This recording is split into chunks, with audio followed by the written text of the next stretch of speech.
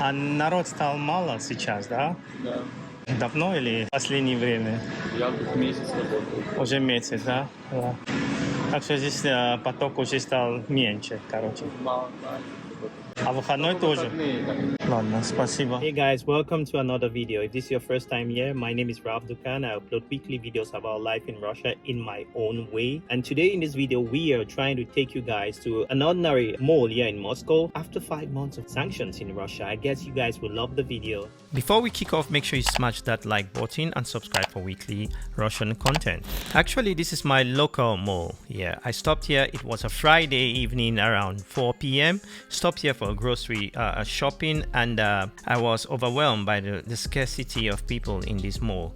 Well, as you guys know, there have been some good sides and tough sides as well. As the sanctions on Russia, it's now 5 months. I know some folks would think, no, Ralph, everything is okay, life is as usual, but I will not totally agree with that. Everything isn't okay because there has been a slightly change of event in the society in Moscow, in all big cities.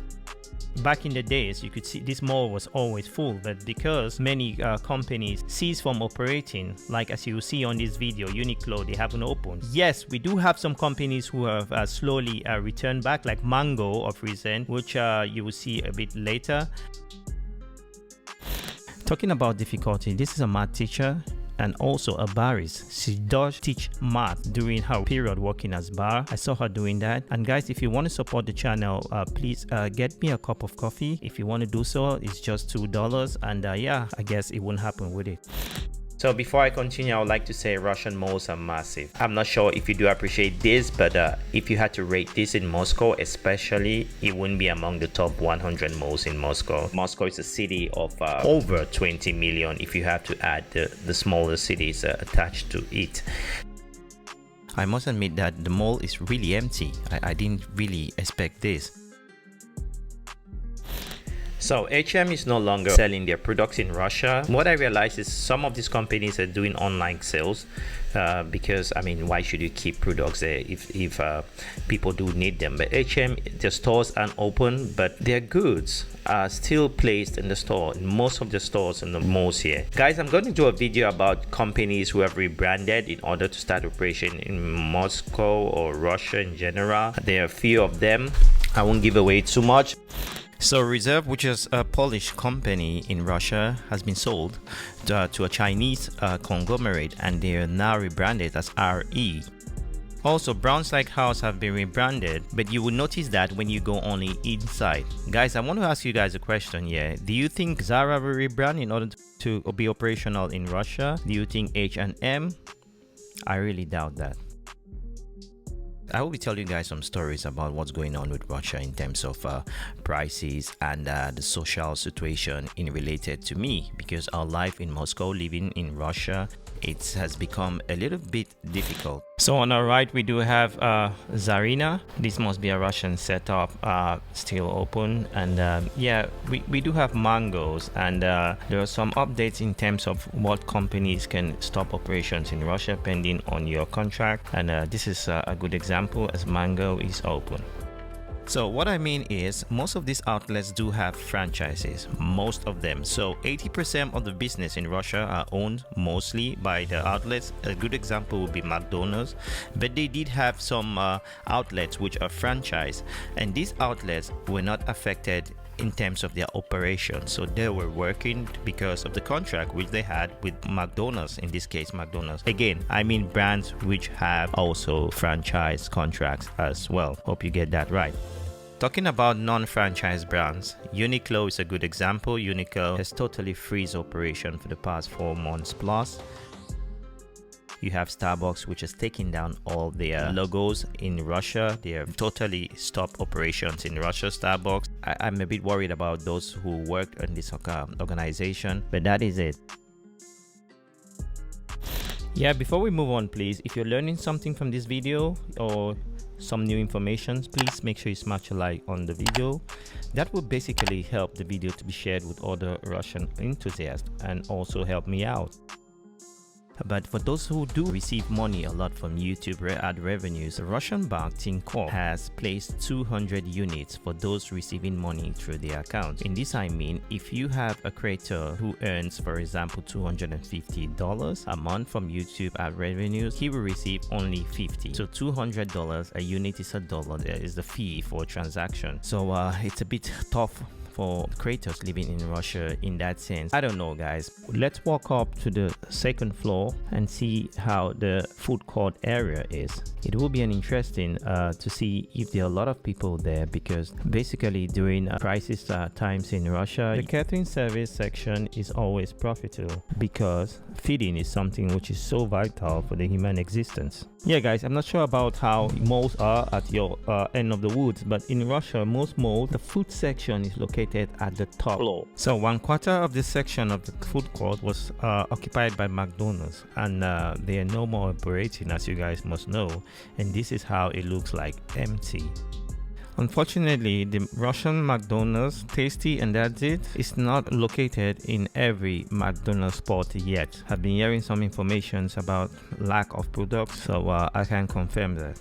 On the left, we do have Vietnam fast food chains and also Indian fast food chains as well.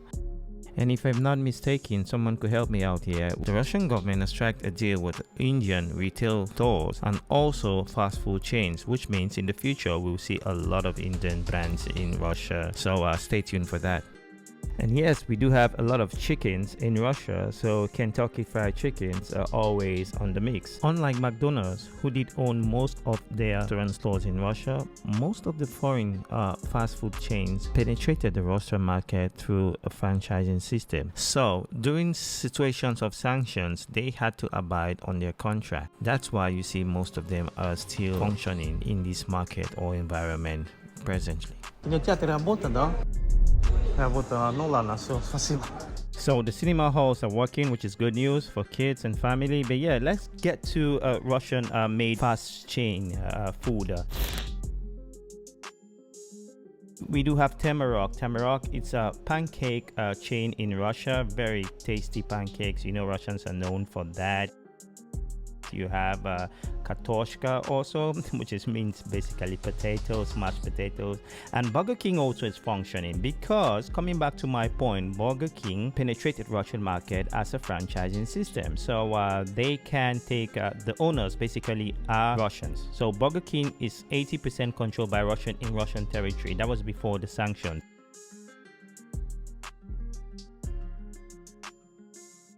Now that we are through with the food court, let's check out some Russian brands who are making a lot of profit now on the sanctions. You do have Glory Jeans. Glory Jeans is a Russian fashion brand specialized on jeans, as the name Glory Jeans, and also casual wears. You have this German company, Dutchman. I saw this in Berlin in the past, but I'm not sure, but I'm sure these are mostly franchised in Russia. That's why they are still operational. Yeah, I would like to show you guys something. Yeah, in every mall in Russia, I mean, obviously those who have been there, you do have this area, relaxation areas, where they have this massage machine. I'm not sure how it is at your end, but just take a look.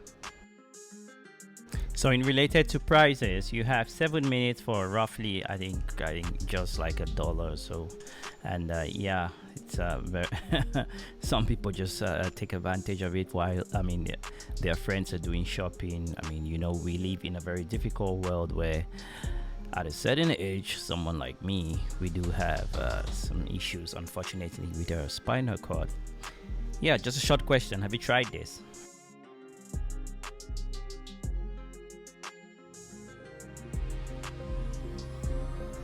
So let's take a walk to the Dutchman so you can see for yourself. Dutchman, I have the idea Dutchman means like someone German, Dutch. But yeah, that's the magazine, that's the shop, or how you call it. I don't know, in Russia it's magazine, you know. Let me show you guys how the Gloria shop looks like. It does really have some quality stuff. Actually, my friends, I was told this idea or business plan generated in Donetsk. I'm not sure what Donetsk, but maybe the Ukrainian Donetsk, maybe the Russian Donetsk, I'm not sure. But yeah, the Gloria jeans is becoming popular by the day in Russia.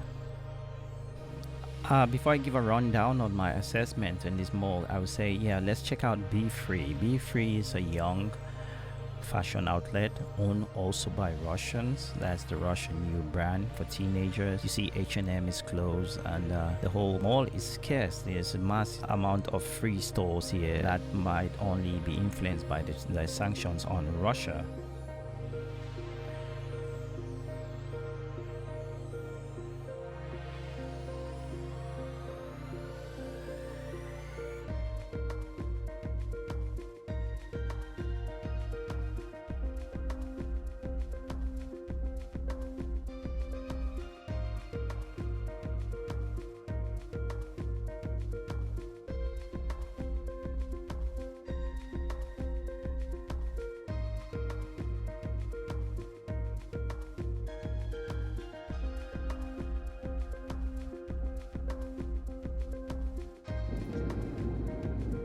Okay, thanks for watching the video and hope you did learn something. And if you did learn something in the video, make sure you smash a like, subscribe for weekly videos. And yeah, as I said, some of you have criticized me for showing videos about Crimea, showing videos about other areas.